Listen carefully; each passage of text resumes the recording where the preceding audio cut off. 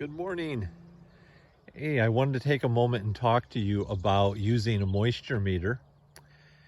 It's kind of a silly time because I've gotten so much rain, but I do want to take some time though to show it to you. And in the meantime, also show you some of these crops. So these are the watermelons and the onions that you saw barely a week and a half or so ago in the video where I was talking about bed preparation. We've already got some decent sized melons going in here. These are the Charentais. There's the potatoes that were just barely peeking up. And then cucumbers. So they're loving all this moisture. But I do want to show you the moisture meter that I use. This is it's got a long probe. The interesting thing is the paint on these, for some reason, they've designed them that it just rubs right off. It's too bad. They could be getting an advertisement right now. But this moisture meter, the thing that I really like about it is the length of the probe. It allows you, see if we can get focused up on this good. It allows you to test the soil all the way down. Watch how it will fluctuate and vary. It's mostly a 10. Oh, so I'm hitting a bit of a drier pocket.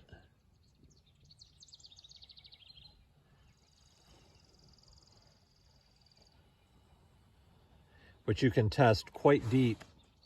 And when you set this, like it's at a 5 right now, when you set this moisture meter, you set it so that a 5 is kind of the not necessarily the ideal soil, but kind of the soil that you're looking for moisture wise.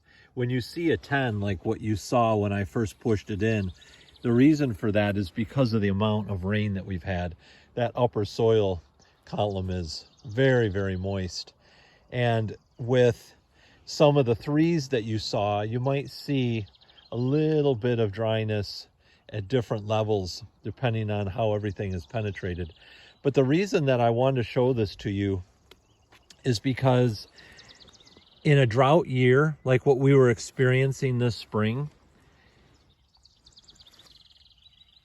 it's so important to use a moisture meter because it really helps you understand where you should be putting your work.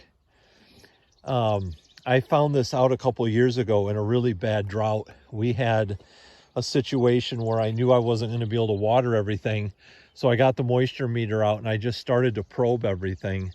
And as I began to probe it, I realized that some things were doing pretty good. Other things were in sad shape.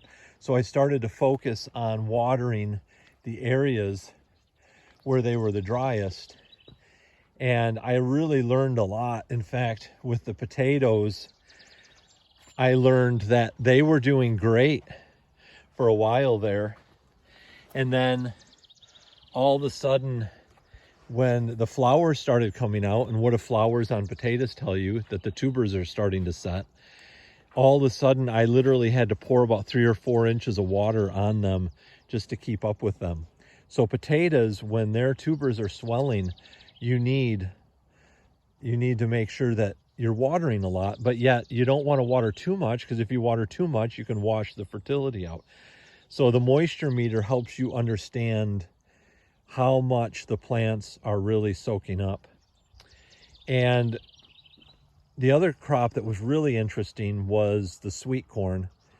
Sweet corn, when it goes to tassel and it is putting out its silk, it goes through a lot of water.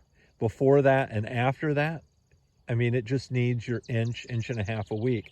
But when it tassels and it silks, it really goes through the water. So that moisture meter really helps you discern how much you need to actually be watering. So you can see the onions here. They're starting to bulb up some. They've gotten a lot bigger since the last time you saw them. This is just in about a week and a half or so.